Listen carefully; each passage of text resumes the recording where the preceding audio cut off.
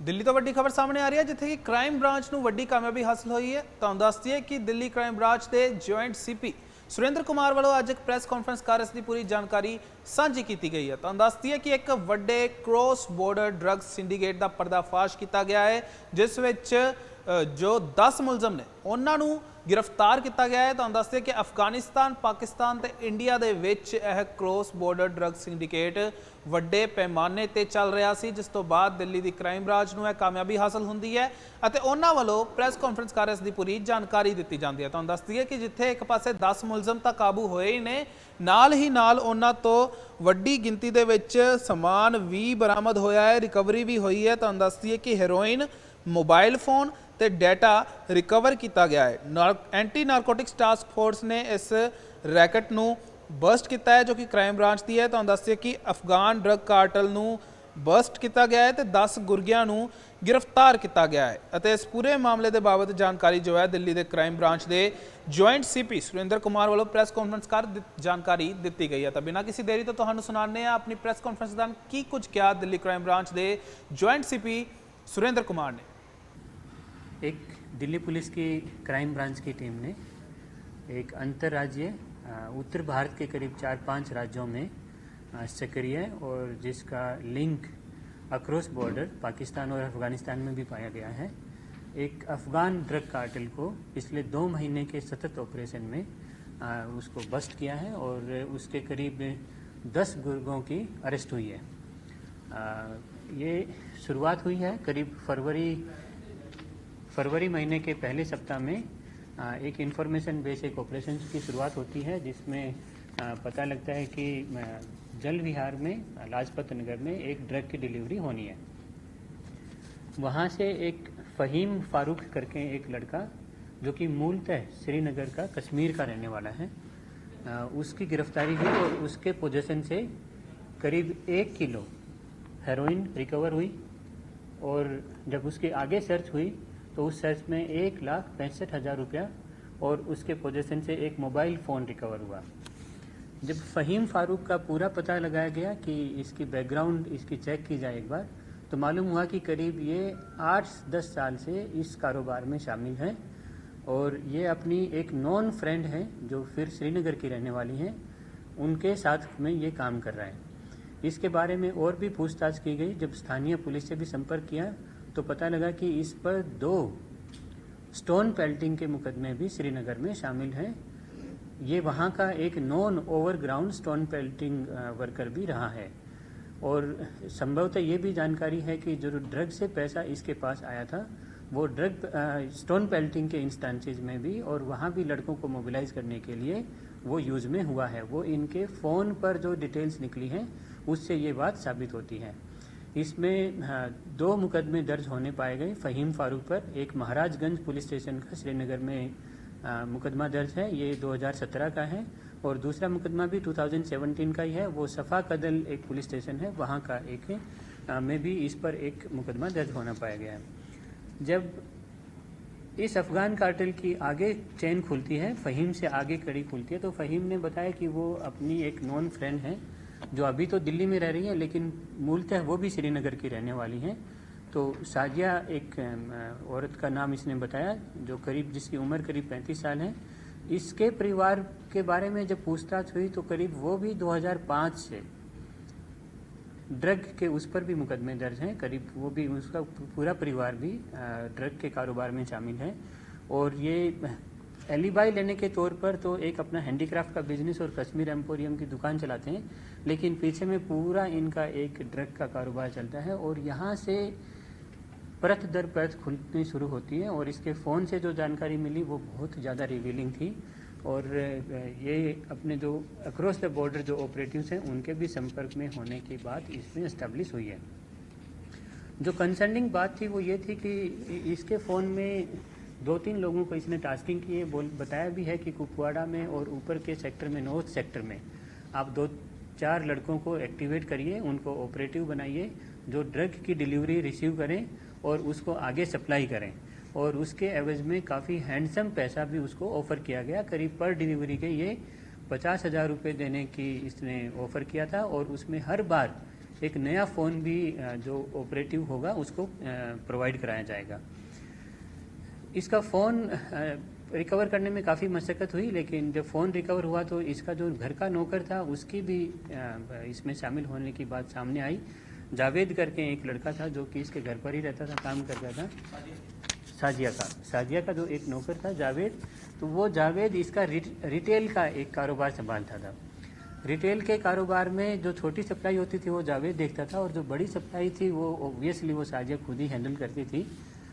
जब जावेद को पकड़ा गया, उसके फ़ोन को सर्च किया गया तो उसके फ़ोन पर लाइव डिमांड आ रही थी। वहाँ के जो लोकल जल विहार के आसपास के और भोगल के आसपास के जो लड़के थे वो लाइव उससे डिमांड, जो ड्रग एडिक्ट हैं, जो छोटे लेवल के जिसको ड्रग डेली कंजम्पशन के लिए चाहिए, तो लाइव डिमांड की रिक्वायरमेंट आ रही थी। तो उस सेंसिटिविटी को देखते हुए और इसके इन्वॉल्वमेंट को देखते हुए इसको अरेस्ट किया गया। जब साजिया से पूछताछ होने लगी तो आगे की परत खुली उसमें, और उसमें एक परविंदर सिंह देओल एलियास हैरी, ये लुधियाना का पंजाब का रहने वाला एक आदमी है, जिस पर लुधियाना में 3 मुकदमे दर्ज हैं पहले से। उस पर आर्म्स एक्ट के मुकदमे दर्ज हैं, चीटिंग के मुकदमे दर्ज हैं, चोरी के और रॉबरी के भी मुकदमे दर्ज हैं, और इसका ड्रग में भी एनडीपीएस में भी इसके शामिल होने की लोकल पुलिस को पुख्ता जानकारी थी। हैरी फ़ोन पर क्रॉस बॉर्डर ड्रग कंड्यूक्ट से बातचीत लगातार करता रहता था, और उसकी ड्रग में भी, आर्म्स की सप्लाई में भी और केमिकल्स की सप्लाई के भी वीडियो उसके फ़ोन से मिले हैं, जो कि उसके एक्टिव होने की गवाही देते हैं। हैरी का जब डिटेल उसका इंटरोगेशन हुआ, उसमें हमने विभिन्न जो सरकारी सुरक्षा एजेंसीज हैं, केंद्रीय सुरक्षा एजेंसियों की भी मदद ली, और जब इसकी प्रोफाइलिंग की गई तो पता लगा कि रवि के 3 ऑपरेटिव्स पंजाब में काम करते हैं, जो पंजाब के अलग अलग ज़िलों में पाकिस्तान से अक्रॉस बॉर्डर जो ड्रग की सप्लाई ड्रोन के माध्यम से होती है उसमें एक्टिव हैं। उसमें सबसे पहला नाम गोरा का आता है। गोरा की जब हमें पहचान मालूम हुई तो ये सलविंदर नाम का आदमी मिला, सलविंदर सिंह एलियास गोरा, जिसकी उम्र करीब 34 साल है, और ये भी अमृतसर पंजाब का रहने वाला है। और इसी का साथी है, दूसरा साथी था सरबजीत सिंह सन ऑफ बलजीत, इसकी भी उम्र करीब 28 साल है, और ये भी अमृतसर पंजाब का ही रहने वाला है। सलविंदर सिंह और सरबजीत सिंह दोनों ये हैरी के ब्याह पर अमृतसर और तरन तारण की लोकल सप्लाईज देखते थे, संभालते थे, रिसीव करना और आगे उसका डिस्ट्रीब्यूशन करना लोकल कंजम्पशन के लिए, वो पूरा काम संभालते थे। जब इसमें तफ्तीश आगे बढ़ी गोरा के बाद, तो हैरी से ही, परविंदर सिंह एलियास हैरी से एक दूसरे बंदे का नाम पता लगा, जिसका नाम वरिंदर एलियास सोनू था। सोनू बहुत ही मिस्टीरियस सा बंदा शुरू में दिखा। उसने बेड रिडन था, उसकी ज़बरदस्त किसी ने पिटाई कर रखी थी। जब उसे पूछताछ हुई तो उसने बताया कि एक रवि नाम का आदमी है जिसने मेरी पिटाई करी है। तो उससे पूछताछ हुई कि क्यों पिटाई हुई है, तो उसने बताया कि रवि और उसका बाप बलदेव सिंह और 2-3 आदमी उसके घर पर आए थे करीब 10-12 दिन पहले, और उसकी पिटाई करी है, और कहा कि हम लखविंदर लांडा के आदमी हैं, और लखविंदर लांडा ने हमें भेजा है कि तुम उसके पैसे वापस करो। कोई शायद कहीं कोई बातचीत हुई है कोई किसी सिलसिले में, और कोई पैसे देने की बात थी कि तुम उसके पैसे वापस करो, नहीं तो हम तुझे जिंदा नहीं छोड़ेंगे। तो सोनू को जब हमने और पूछताछ की और इससे बाद में पता चला, तो सोनू भी वहाँ की सप्लाई देखता है, और प्राइमरली सोनू एक ज़िले को संभालता है जो पाकिस्तान से जो डिलीवरी आती है, ड्रोन्स के जरिए जो डिलीवरी आती है उसको लेता है, और उसको फिर लोकल सप्लाई और लोकल डिस्ट्रीब्यूशन अपने एरिया में तरन तारण में देखता है उसको। जब रवि के बारे में और बलदेव के बारे में जब बात हमने आगे जानना चाहा, तो ये पता लगा कि ये दोनों ही, एक गजन सिंह कोई पुराना ड्रग पेडलर होता था पंजाब का, बहुत बड़ा ड्रग पेडलर है, अब तो काफ़ी एज हो गई है उनकी, और उन्होंने काम भी थोड़ा सा कम कर दिया, हल्का हुआ उसका। तो ये जो वैक्यूम क्रिएट हुआ है, उस वैक्यूम को ऑक्यूपाई करने के लिए रवि और बलदेव, इसका बाप जो है, इन दोनों ने उसका स्थान लेने की कोशिश की है, और जिसमें काफ़ी हद तक उस एरिया में अपना डोमिनेशन बनाने में सक्षम हो गए हैं। रवि को हमने बड़ी मशक्क़त के बाद, करीब 15-20 की मशक्क़त दिन की मेहनत के बाद रवि को पकड़ा तो रवि के बारे में पता चला कि ये 302 के एक मुकदमे में पंजाब में बंद हुआ था 2022 में। ये वो मुकदमा था जिसमें एक आदमी पर एक शोरूम के मालिक से 20 लाख रुपए की फिरौती मांगी गई थी, 20 लाख रुपए की फिरौती उसकी नहीं दी तो उसका मर्डर कर दिया था। और ये फिरौती लखवीर लांडा के बोलने पर ये फिरौती मांगी गई थी। लखवीर लांडा उस केस में, ये मर्डर केस में जो 200 नंबर मुकदमा है, ये तरन तारण थाने का ही है, प्रॉपर थाने का है, तरन तारण थाने का है। उस केस में ये पीओबी है। और जब हमने सेंट्रल इन्वेस्टिगेटिंग एजेंसी से बात किया तो मालूम हुआ कि ये देश के टॉप 10 नार्को टेररिस्ट में भी इसका नाम शामिल है। तो इससे इसके जुड़े होने के, रवि के और रवि का फादर जो बलदेव है, इसके जुड़े होने के तार इसमें जुड़ते हुए यहाँ से हमें दिखाई देते हैं। जब रवि का फ़ोन हमने आगे अच्छे से चेक किया तो उसमें रवि का एक आगे कंड्यूट मिला जिसका नाम जसनप्रीत सिंह है, जिसको हमने फिर अरेस्ट किया अभी रिसेंट में। वो पहले भी 140 नंबर एफआईआर है 2023 का, उसमें बंद हो चुका है। और ये भी तरन तारण जिले में ही एक्टिव है जसनप्रीत सिंह। जसनप्रीत सिंह पर जो 2023 का मैंने मुकदमा बताया उस पर एविएशन एक्ट भी लगा हुआ है। तो मालूम हुआ कि साहब ये अपने, इसका एक बागान है, बगीचा है, और उसी में ये अक्रॉस द बॉर्डर जो ड्रोन आता था उसकी सप्लाई वहीं अपने बाग में ही लेता था। तो जब पंजाब पुलिस को इस बात की भनक लगी तो उनका कोई ऑपरेशन हुआ है जिसमें 2023 में इस पर मुकदमा दर्ज हुआ और उस पर एविएशन एक्ट भी लगाया गया इस पर। तो इस तरीके से लगातार करीब 2 महीने तक चले इस ऑपरेशन में टोटल 10 लोगों की गिरफ्तारी हुई है अभी तक इसमें। और करीब 2 किलो की हेरोइन इसमें मिली है इनके पोजीशन से। अलग अलग जगहों से, अलग अलग लोगों से हमें करीब 2 किलो की इसमें हेरोइन मिली है। इसमें जैसा मैंने पूरा बताया, माननीय गृह मंत्री जी के आदेश अनुसार इसमें टॉप टू बॉटम और बॉटम टू टॉप अप्रोच इस केस की तफ्तीश में की गई है। इसमें फाइनेंशियल इन्वेस्टिगेशन को भी आगे तह तक ले जाने की पूरी कोशिश जारी है।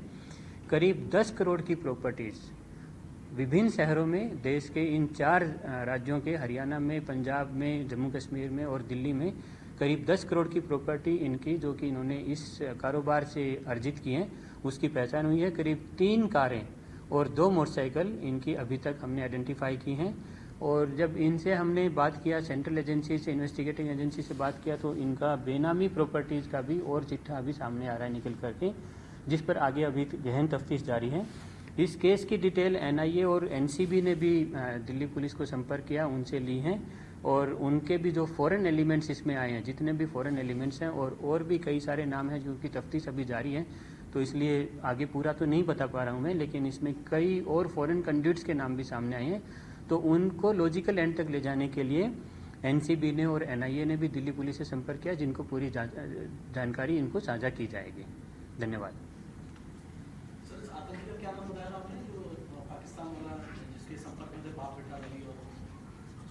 लखवीर लांडा, जो ये तो इंडियन ही है, इंडियन ही है सर, इंडियन। रवि, ये अभी तफ्तीश चल रही है पूरा, ये तो एजेंसीज भी पूरा अपना तफ्तीश कर रही हैं अभी। ये तो पुराना इनका एसोसिएशन है, करीब 4-5 साल पहले से इनका एसोसिएशन है। और जैसा मैंने बताया 2 साल पहले तो लखवीर लांडा के बोलने पर ही इन्होंने उस कारोबारी का मर्डर किया जिससे इन्होंने फिरौती मांगी थी। और उसमें पंजाब पुलिस ने लखवीर लांडा के रोल को एस्टैब्लिश किया और उसको पीओ डिक्लेयर कराया उसमें। और पीओ डिक्लेयर कराने के साथ ही इसको भी अरेस्ट किया, रवि को भी अरेस्ट किया। और ये रवि उसमें 1 साल ये जेल में रह कर के आया। हाँ, चूँकि ये उस समय जुवेनाइल था तो इसका एप्रीहेंशन ही हुआ होगा और ये सुधार गृह में रहा होगा, कहीं छोटे जो रिफॉर्म होम्स हैं उसमें रहा होगा। उस समय ये जुवेनाइल था। लेकिन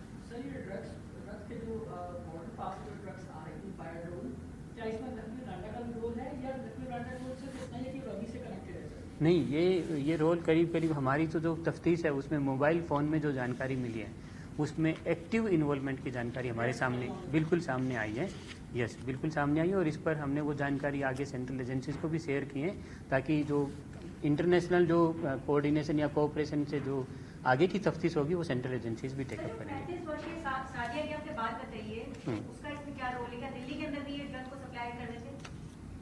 हाँ, ये तो दिल्ली में ही बेस्ड है अभी।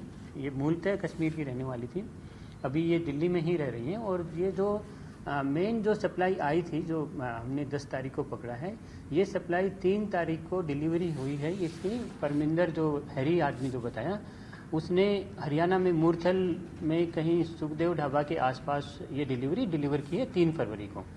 3 फरवरी को वो डिलीवरी लेकर के ये जो लड़का है फ़हीम जो है, ये शाजिया के पास आया है। शाजिया को इसने डिलीवरी दे दी है, वो 3 तारीख को डिलीवरी पूरी हो गई वहाँ पर। 10 तारीख को शाजिया ने इसको फ़हीम को दोबारा वापस बुलाया कि तुम आ जाओ और ये पैकेट लेकर के जाओ और इसको जल विहार में कहीं पर ये डिलीवरी वापस आपको देनी आगे जा करके। जब ये जल विहार में वहाँ डिलीवरी देने के लिए गया तो वहाँ हमारी पुलिस ने ट्रैप लगाया हुआ था किसी सिलसिले में, तो वहाँ इसकी मौजूदगी मालूम हुई, तो वहाँ इसको पकड़ा तो इसके पोजीशन से 1 किलो प्योर हेरोइन रिकवर हुई है। सर, साजिया का पूरा परिवार इसमें लिप्त था, आपने बताया कि 5 साल से। जो अभी तक की जानकारी आई है उसमें, क्योंकि इसके पुराने भी इनके केस हैं, दर्ज हैं इसके, तो उसमें इसके संलिप्तता सामने आई है। कितनी कीमत होगी भाई? 2 करोड़ के आसपास जरूर होगी। कितना? 10 करोड़ की? 2 करोड़ की तो होगी प्लस 10 करोड़ की। 2 करोड़ की तो इसकी कीमत है, मुझे अच्छे से इसका एहसास नहीं है अभी। जो आती थी तो कितने वजन में आती थी एक बार में जैसे लोग करते थे? एक्चुअली इसमें एक पॉइंट और है सर कि अभी तक जो हीरोइन है उसकी क्वालिटी अभी हमने असेस नहीं कराई है, तो वी आर सस्पेक्टिंग कि सिंस बॉर्डर से आई है तो काफ़ी हाई प्योरिटी की होगी, तो अकॉर्डिंगली मार्केट वैल्यू उसकी इस्टेब्लिश अभी कर पाना पॉसिबल नहीं। हाँ, we are ये suspecting- देखना पड़ेगा क्योंकि मैं भी अभी नहीं बोल पाऊंगा कितना होगा। पंजाब और दिल्ली और इसके अलावा भी अन्य किसी राज्यों से कहीं गिरफ्तारी की खबरों को लेकर ये 4-5 स्टेट से ही अभी तक एस्टेब्लिश हुआ। आपको कैसे कितना वजन लेके आता था ड्रोन एक बार में? ड्रोन डिपेंड करता है, जैसे जो छोटे ड्रोन है वो वाला ड्रोन तो वो इतना ही कर पाता है डिलीवरी, 1 किलो तक का, 2 किलो का कर पाता है। लेकिन ये जो बात हो रही है ये अभी डिपेंड करता है कि किस लोकेशन पर और किस आदमी से कितनी बात हुई है और उसके हिसाब से डिलीवरी करते हैं। ठीक है, जैसे मैंने बताया कि एक जगह आर्म्स की भी बात है, हमारे पास एक सामने आया उसमें, तो आर्म्स की डिलीवरी यदि वो ड्रोन के माध्यम से होती है तो उसमें ऑब्वियसली सोफिस्टिकेटेड ड्रोन यूज़ होता है, जो वो हेक्सा क्वाड्रुपल क्या बोलते हैं वो वाला ड्रोन यूज़ होता है जिसमें वो सप्लाई करते हैं। तो सोफिस्टिकेटेड ड्रोन हर तरीके के अभी मौजूद हैं इन लोग के पास। Thank you so much. Sir, आपने जैसे बताया कि कश्मीर में पत्थरबाजी में भी एक बॉट था, फाइनेंशियली भी बॉट था, तो उसका कोई बड़ा सेपरेटिस्ट शामिल हुए तो कुछ ने पूछताछ में बताया हो? ये जानकारी हमने साझा कर दी है सेंट्रल एजेंसीज के साथ में, अब आगे तो वो काम करेंगे। हमारे केस में अभी जितना शामिल आए वो मैंने आपको बताया। Thank you.